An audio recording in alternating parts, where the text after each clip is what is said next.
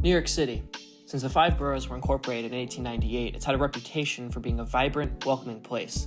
Its skyscrapers and constant bustling have attracted the attention of generations of artists.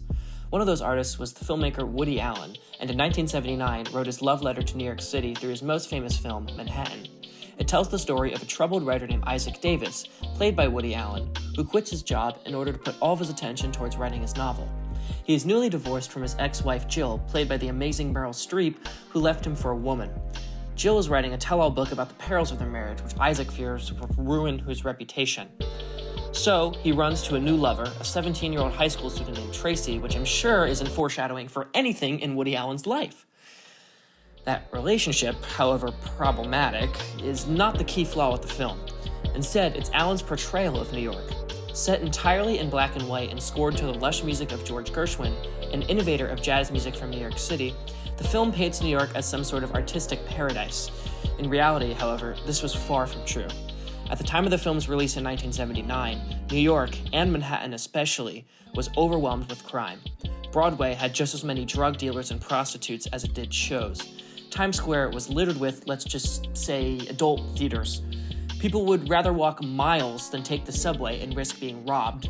Look, you get it. Long story short, the Manhattan that Allen is portraying in this movie is more fiction than fact. That isn't saying the film is bad. You can see Allen's passion for filmmaking and his love for New York in every shot. This is really a great city. I don't care what anybody says. It's just really a knockout, you know? Allen clearly put effort into this film and is aware that he's painting New York in a different light than what most people would expect. After all, the entire film is in black and white, and in 1979, this was an artistic choice, not because they didn't have enough money for color. Allen even addresses this in the opening lines of the film. Chapter 1. He adored New York City. He idolized it all out of proportion. He romanticized it all out of proportion. Better. While other films like Taxi Driver and Midnight Cowboy showed the grime of New York, Allen was trying to see the beauty in it, smothered by the uptick of crime in the late 60s and 70s. So what's the problem? I mean, Allen's just telling the story of a city he loves, right? Well, romanticizing New York is a symptom of a much larger issue: gentrification.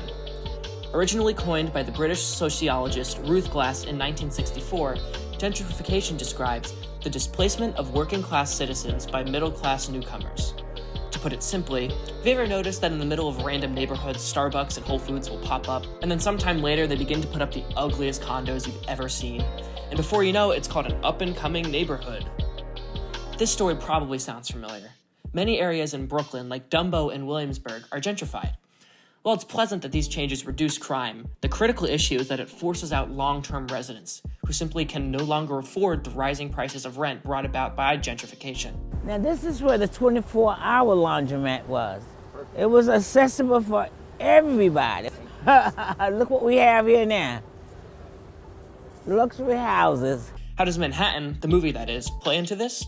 Well, by painting New York in such a positive light, but ignoring all the social and economic problems, you're contributing to a narrative of New York that continues to kick its most loyal residents out to the streets.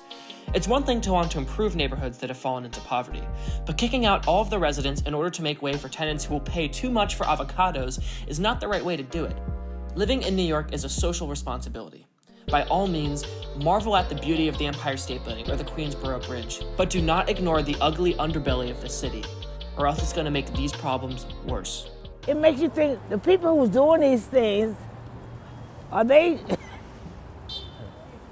how are their thinking going? Are they really thinking about people, or are they thinking about money? It has to be the money, because you're not thinking about people. Look at this.